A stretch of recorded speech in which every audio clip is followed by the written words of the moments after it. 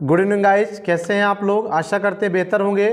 तो मैं विपिन सर आप लोगों के लिए एक बार फिर से जैव प्रौद्योगिकी एवं प्रक्रम के अंतर्गत ही क्वेश्चन आंसर का पार्ट लेकर दूसरा पार्ट लेकर हाजिर हूँ और इस पार्ट का 5वां हेडिंग वीडियो आपको प्रोवाइड कर रहा हूँ।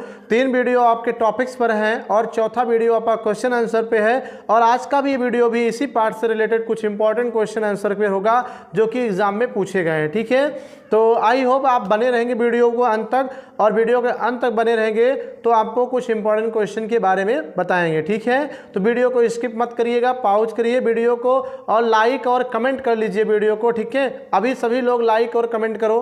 ठीक है, एक लाइक और एक कमेंट करते हो तो हमारा भी हौसला बढ़ जाता है और हम बेस्ट करने का प्रयास करते हैं। ठीक है, और आपका लाइक और कमेंट हमें उत्साहित करता है नेक्स्ट वीडियो प्रोवाइड करने के लिए गाइज। तो आइए देखते हैं कि आज के इस वीडियो में हम कौन सा क्वेश्चन पढ़ेंगे। ठीक है, और पेपर में किस टाइप के आते हैं। तो ये क्वेश्चन आपके सामने है, प्रतिबंधन एंडोन्यूक्लियेज एंजाइम का महत्व बताइए। इंपॉर्टेंस डिस्कस अबाउट प्रतिबंधन एंडोन्यूक्लियेज मतलब रिस्ट्रिक्शन एंडोन्यूक्लियेज एंजाइम। ठीक है, तो क्या है, तो मैंने वीडियो में बताया था बेटा कि प्रतिबंधन या अंतर्बंधन या निर्बंधन एंजाइम क्या है। ठीक है, तो अभी जैव प्रौद्योगिकी के अंतर्गत आपने पढ़ा कि 2 सिद्धांत हैं। ठीक है, एक जीनी इंजीनियरिंग है, एक रासायनिक अभियांत्रिकी है। तो जो जीनी इंजीनियरिंग है उसमें आपने पढ़ा, ठीक है, कि डीएनए को खंडों को काट करके उसमें नए खंड जोड़े जाते हैं। तो डीएनए के खंडों को काटते किससे हैं और जोड़ते किससे हैं, तो काटने जोड़ने वाले पदार्थ को डीएनए उपकरण कहते हैं, जीनी अभियांत्रिकी का उपकरण कहते हैं। तो उसी में एक उपकरण मैंने ये बताया, प्रतिबंधन एंजाइम या प्रतिबंधन एंडोन्यूक्लियेज एंजाइम। ये उपकरण क्या कार्य करता है, ये डीएनए में अवांछित खंडों को काटने का कार्य करता है। जैसे ये मान लीजिए सपोज करिए आपका क्या है, डीएनए है। ओके गाइस, ये आपका क्या है, डीएनए है और इसके डीएनए में कुछ इस तरह से क्या है, खंड होते हैं। ठीक है, इस तरह से क्या होते हैं, खंड होते हैं। अब सपोज करिए इसके इतने खंड में क्या है, अवांछित खंड है, क्योंकि इन खंडों में कुछ ऐसे जीन हैं जो त्रुटिपूर्ण हैं। ठीक है, तो हम क्या करते हैं, इसे काटना चाहे अलग करना चाहे इतना, तो इसको काटने के लिए क्या लगता है, एक एंजाइम लगता है जिसका नाम क्या है, प्रतिबंधन एंडोन्यूक्लियेज एंजाइम। इस पे डालते ये कट जाएगा और कट करके क्या होगा, अलग हो जाता है। ठीक है, तो इसका काम यही है कि डीएनए के अवांछित खंडों को काट कर अलग कर देना। ठीक है, यही इसका इंपॉर्टेंस है, महत्व है। बट लिखेंगे कैसे, आइए देखते हैं। तो मैंने बार बार कहा बेटा कि जो प्रश्न हो सीधा सीधा पहले उसकी हेडिंग बनाओ और जितना पॉइंट आउट करके लिखेंगे आप, ठीक है, उतना ही अच्छा नंबर मिलेगा। ओके, ये देखिए, ठीक है, एंडोन्यूक्लियेज एंजाइम। इस तरह से आप क्या करेंगे, हेडिंग प्रोवाइड करेंगे और फिर लिखेंगे कि यह, ठीक है, जीवाणुओं में प्राकृतिक रूप से, ठीक है, प्राकृतिक रूप से पाए जाने वाला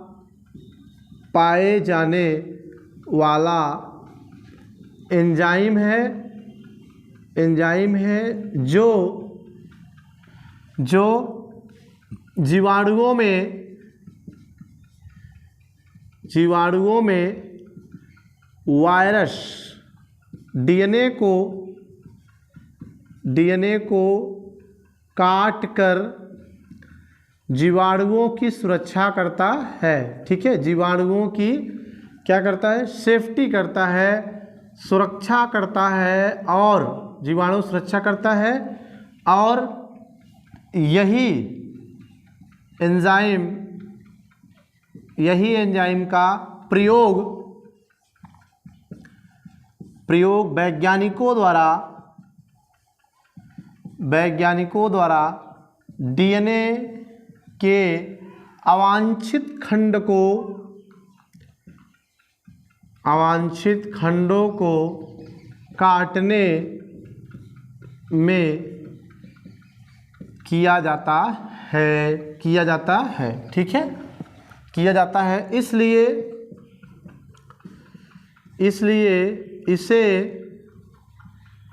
डीएनए की आणविक कैंची, ठीक है, डीएनए की आणविक कैंची भी कहते हैं।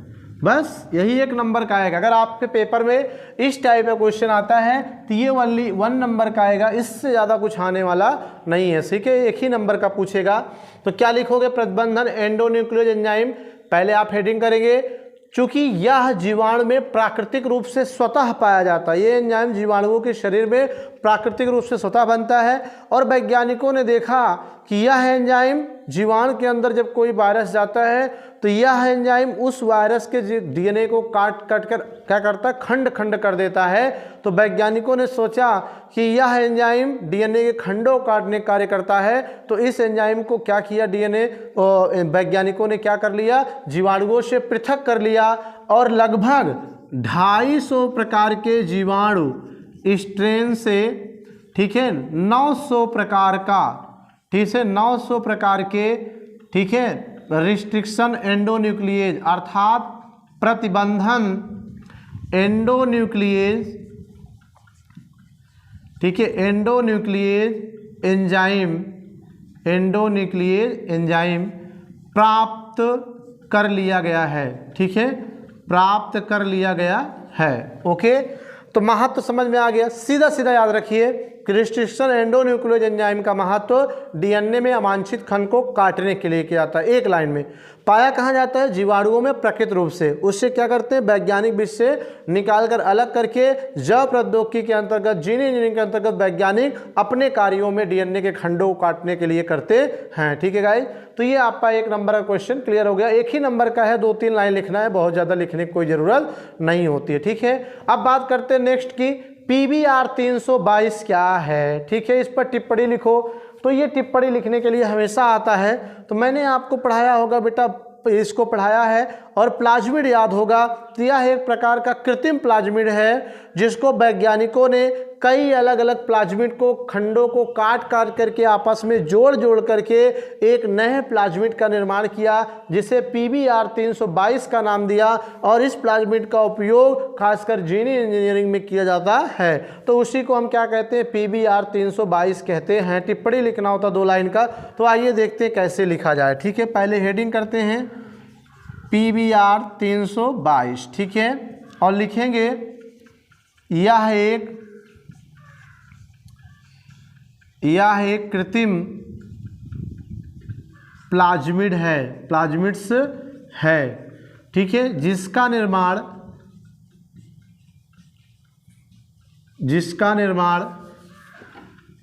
विभिन्न प्रकार के अन्य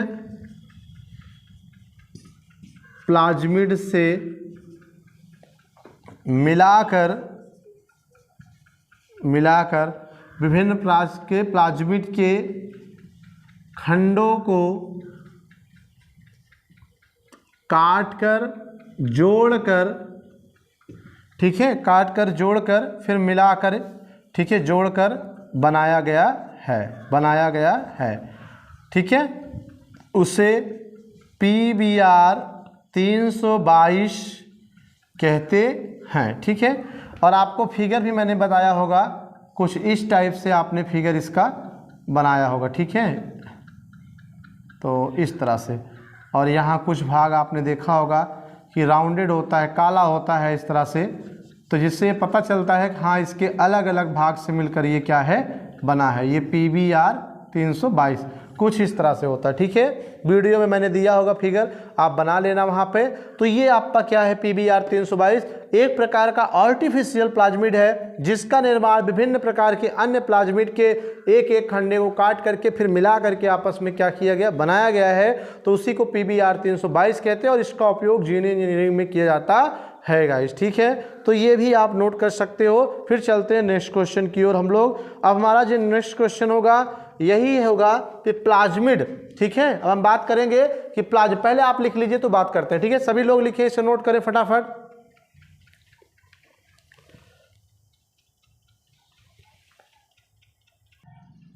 तो नोट कर लिया होगा आप लोगों ने। अब हमारा क्वेश्चन जो है नेक्स्ट, बायोरिएक्टर क्या है? ठीक है, बायोरिएक्टर को जैव रिएक्टर भी कहते हैं। क्या कहते हैं?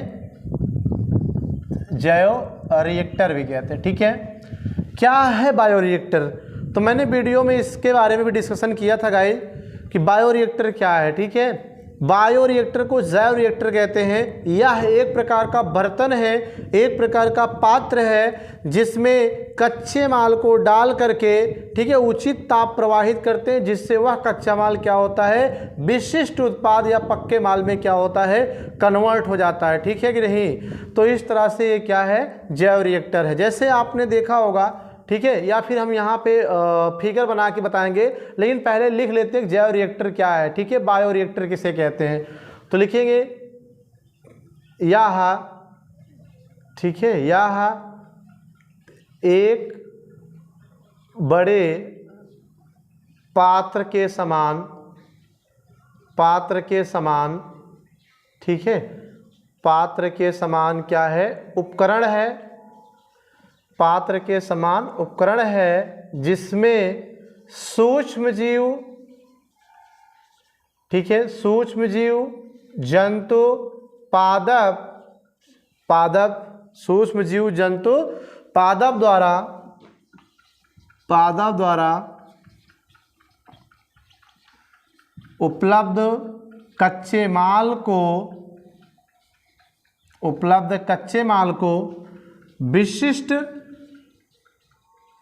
उत्पाद, विशिष्ट उत्पाद में परिवर्तित किया जाता है। ठीक है, विशिष्ट उत्पाद में परिवर्तित किया जाता है तो उसे जैव रिएक्टर कहते हैं। ठीक है, क्या कहते हैं, जैव रिएक्टर कहते हैं, जैव रिएक्टर कहते हैं। ठीक है, इसमें, ठीक है, अनुकूलतम ताप, इनमें अनुकूलतम ताप, अनुकूलतम पीएच, ठीक है, अनुकूलतम ताप, अनुकूलतम पीएच, लवण आदि आदि उपलब्ध होता है। ठीक है, उपलब्ध होता है। बस हो गया आपका।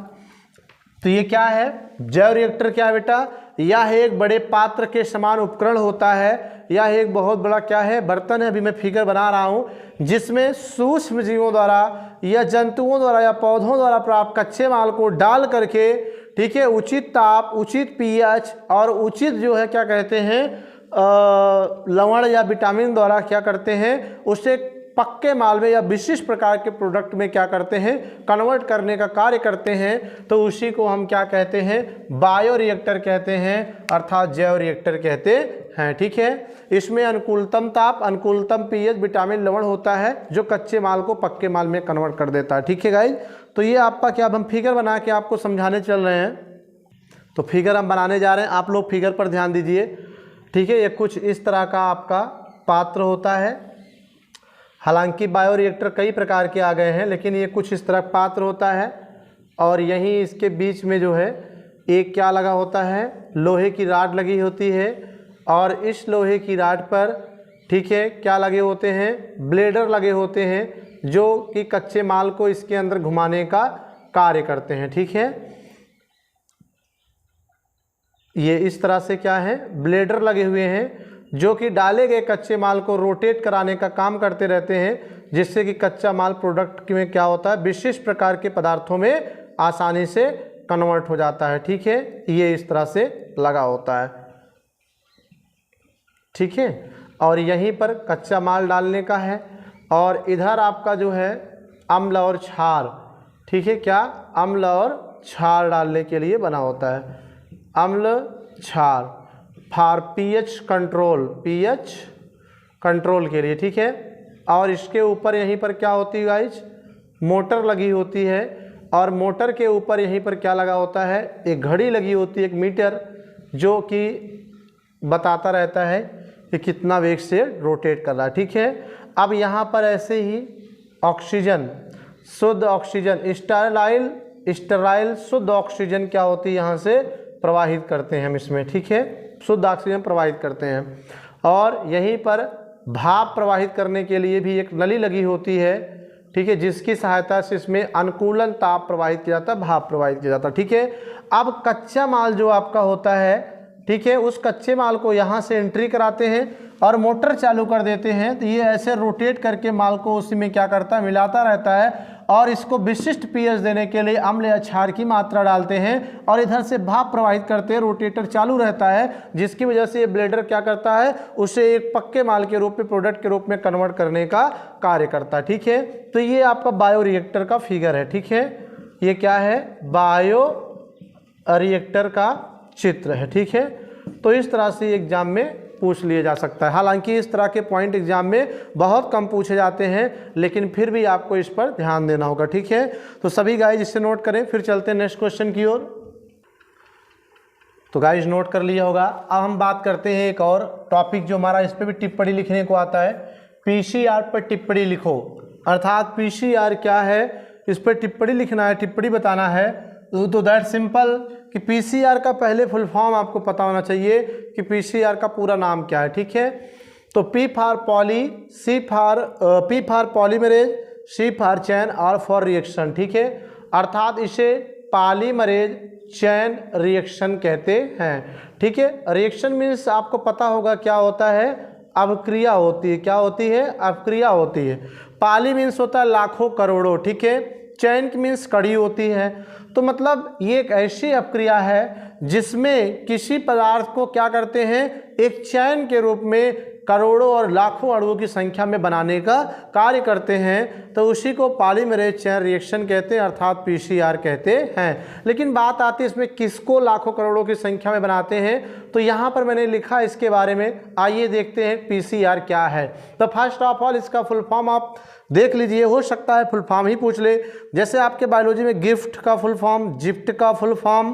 ठीक है, गिफ्ट में मैंने बताया था कि जाइगोटिक होता है ना, gift gametic intra fallopian transfer, और जिफ्ट का यानी ZIFT। ठीक है, दो चीज़ें बताई थी, एक गिफ्ट होता है, ठीक है, और एक जिफ्ट होता है, एक IVF होता है, एक STD होता है। ठीक है, एक WHO होता है और एक ऐसे मान लीजिए PCR है। ये कुछ शॉर्ट फॉर्म है जो कि कोई दो उठा करके आपके एग्जाम में एक नंबर का पूछा जा सकता है।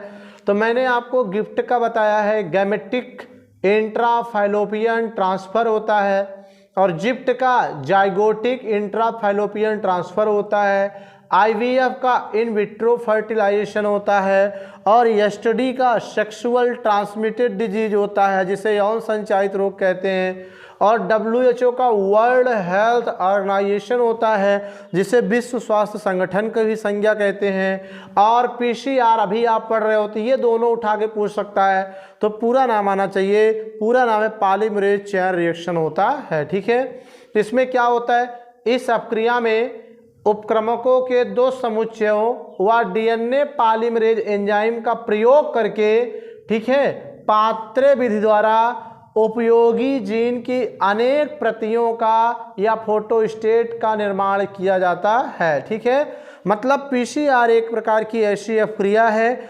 जिसमें, ठीक है, उपक्रमकों के दो जोड़े और DNA पॉलीमरेज एंजाइम का उपयोग करके जीन की अनेक प्रतिलिपियां तैयार की जाती हैं। जैसे एक कोई फोटो कागज हो, उसको आप फोटो स्टेट कर दो, लाखों प्रतियां तैयार हो जाती हैं। तो ठीक उसी प्रकार से किसी उपयोगी जीन, कोई जीन उपयोगी है और आपको कई जगह उपयोग करना है, तो उसी का आप क्या करिए, बोलो कई प्रतिलिपियां तैयार करेंगे, किस क्रिया द्वारा, PCR द्वारा। ठीक है, तो यही यहाँ पे कह रहा है कि इस अपक्रिया में उपक्रमकों के दो समुच्चय व DNA पॉलीमरेज एंजाइम का प्रयोग करते हुए पात्रे विधि द्वारा उपयोगी जीन, ठीक है, अनेक प्रतिलिपियां तैयार की जाती हैं। तो इसका आविष्कार कैरी-मुलस ने किया था। ठीक है, इस PCR का आविष्कार किसने किया, कैरी-मुलस ने किया था। DNA polymerase enzyme genomic DNA अर्थात आनुवांशिक DNA की बात कर रहा है, को टेम्पलेट के रूप में प्रयोग करके अपक्रिया में प्राप्त होने वाले न्यूक्लियोटाइड का उपयोग करते हुए उपक्रमकों को विस्तृत कर देता है, फैला देता है, बड़ा कर देता है। यदि DNA रेप्लिकेशन अर्थात DNA प्रक्रम अनेक बार दोहराया जाता है तो DNA खंड को यह लगभग 1 अरब गुना क्या कर देता है, बढ़ा देता है, परिवर्धित कर देता है, अर्थात 1 अरब प्रतिलिपियां DNA की तैयार हो जाती हैं। यह सतत प्रवर्धन ताप अस्थायी DNA पॉलीमरेज एंजाइम द्वारा किया जाता है। ठीक है गाइस, तो ये आपका क्या हो गया, पीसीआर हो गया। इसे भी आप लोग नोट कर सकते हैं। ठीक है कि नहीं। अब हम बात करते हैं काइनेज क्या है। ठीक है, इसका कार्य बताइए।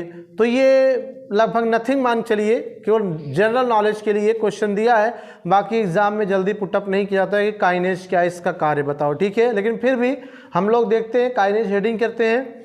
काइनेज क्या है, कवक से प्राप्त होने वाला एक प्रकार का पाचक एंजाइम है। ठीक है, क्या है, एक प्रकार का पाचक एंजाइम है, किसी चीज़ को पचाने वाला क्या है, एंजाइम होता है, जो कवक से प्राप्त होता है। ठीक है, जो ग्लाइकोसिडिक बंध को काइटिन में तोड़ देता है। ठीक है, सपोज करिए कोई ऐसा पदार्थ आप खा रहे हैं जिसमें ग्लाइकोसिडिक बंध होता है, तो ये ग्लाइकोसिडिक बंध आपने ग्लूकोज, फ्रक्टोज, चीनी यानी कार्बोहाइड्रेट, शुगर सुना होगा। तो कार्बोहाइड्रेट के अणुओं के बीच जो होता है वो ग्लाइकोसिडिक बंध पाया जाता है, और इस ग्लाइकोसिडिक बंध को, ठीक है, तोड़ने का काम कौन करता है, काइटिनेज नामक एंजाइम, जो कवक से प्राप्त होता है। ठीक है, तोड़ देता है ग्लाइकोसिडिक बंध को, किसमें, काइटिन नामक में तार में तोड़ देता है। ठीक है, तो कुल मिला के काइटिनेज क्या है, एक पाचक एंजाइम है जो कवक से प्राप्त होता है, और ग्लाइकोसिडिक बंध को क्या करता है, काइटिन में कन्वर्ट या तोड़ने का कार्य करता है। ठीक है, तो ये आपका हो गया पीसीआर, ये हो गया काइटिनेज। ठीक है, नोट करिए। तो नोट कर लिया होगा। अब चलते हैं लास्ट क्वेश्चन की ओर। इस पार्ट का लगभग लास्ट क्वेश्चन है, जो कि अनुप्रवाह संसाधन, मैंने इसका वीडियो भी आपको प्रोवाइड किया है कि अनुप्रवाह संसाधन क्या है। ठीक है, बहुत छोटी सी हेडिंग है, एक लाइन की, अनुप्रवाह संसाधन क्या है। ठीक है, ये आपका हो गया। अगर इसका आंसर राइट करें हम, तो पहले हेडिंग ही कर लेते हैं कि अनुप्रवाह। ठीक है, क्या हेडिंग करते हैं, अनुप्रवाह संसाधन। ठीक है, अनुप्रवाह संसाधन, ये हेडिंग हो गया। ठीक है, तो आपको पता होना चाहिए कि सूक्ष्म जीवों, पौधों और जंतुओं से जब कोई कच्चा पदार्थ प्राप्त होता है तो उसे बायोरिएक्टर में डालकर जब हम उसे जैव संश्लेषित या उसे हम कच्चे पक्के माल के रूप में कन्वर्ट करते हैं, ठीक है, तो उसे सीधा मार्केटिंग करने के लिए नहीं भेजा जाता है, बल्कि उससे प्राप्त करने के बाद मार्केटिंग करने से पहले, मार्केट में भेजने से पहले उसका शोधन और पृथक्करण करते हैं। ठीक है कि नहीं, फिर उसके बाद उसे मार्केटिंग के लिए भेजते हैं। तो यही मार्केटिंग के लिए भेजने से पहले जो पृथक्करण और शोधन की प्रक्रिया होती है, इसी को हम सामूहिक रूप से क्या कहते हैं, आनुवांशिक अनुप्रवाह कहते हैं। ठीक है, तो हम इसका आंसर लिखने जा रहे हैं, आप लोग ध्यान दीजिए। जैव संश्लेषित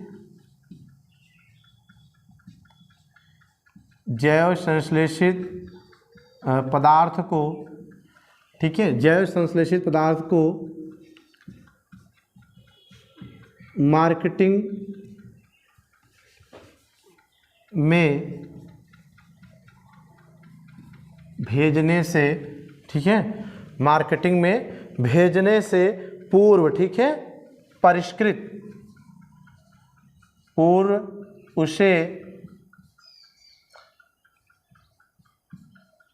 परिष्कृत, ठीक है, परिष्कृत शोधन, परिष्कृत पृथक्करण व शोधन करना आवश्यक होता है। ठीक है, शोधन करना आवश्यक होता है। तो इसमें, ठीक है, इसमें पृथक्करण व शोधन को, शोधन प्रक्रिया को सामूहिक रूप से, ठीक है, सामूहिक रूप से अनुप्रवाह संसाधन कहते हैं, अनुप्रवाह संसाधन कहते हैं। ठीक है, तो पेपर में अगर आ रहा है तो आपको बहुत ज़्यादा नहीं करना, सिर्फ ये लाइन आपको लिख देते हैं पर्याप्त। ठीक है, ये लाइन भी लिख देते हो तो 1 नंबर का आएगा ही, तो कंप्लीट हो गया। ठीक है, कि पृथक्करण व शोधन की प्रक्रिया को सामूहिक रूप से अनुप्रवाह संसाधन कहते हैं, ठीक है। या आप ये भी सकते हो कि जैव संश्लेषित पदार्थ को अर्थात जीवों द्वारा निर्मित किसी पदार्थ को मार्केटिंग में भेजने से पहले उसे परिष्कृत, पृथक्करण व शोधन करना आवश्यक होता है। तो इसमें जो पृथक्करण और शोधन है, इसी को सामूहिक रूप से अगर हम कहें तो उसे अनुप्रवाह संसाधन कहते हैं गाइस, ठीक है। तो बस लगभग जैव प्रौद्योगिकी व प्रक्रम में, ठीक है, इसका 5वां वीडियो क्वेश्चन आंसर के रूप में लगभग खत्म होता है। अब इसी के साथ ये पार्ट भी खत्म हो गया। इसमें जो मैंने गाइस कहा था कि पुनर्संयोजित डीएनए तकनीक, जैव प्रौद्योगिकी उसके महत्व, आनुवांशिक इंजीनियरिंग उसके महत्व, प्लाज्मिड और वही डीएनए की कैंची, सिर्फ यही कुछ हेडिंग हैं जिनको आपको कवर करना है, सिर्फ इसी फोकस करना है। बाकी इस पार्ट से कुछ और पूछे जाने की कोई संभावना नहीं है गाइज। तो ठीक है, वीडियो कैसी लगी? वीडियो अच्छी लगी हो तो वीडियो को लाइक और कमेंट करिए अभी, और चैनल को सब्सक्राइब ना किए हो तो सब्सक्राइब कर ले, बेल आइकन को दबा ले। Thank you for watching this video guys, thank you. मिलते हैं नेक्स्ट टॉपिक, नेक्स्ट वीडियो में नए चैप्टर के साथ। तब तक के लिए धन्यवाद।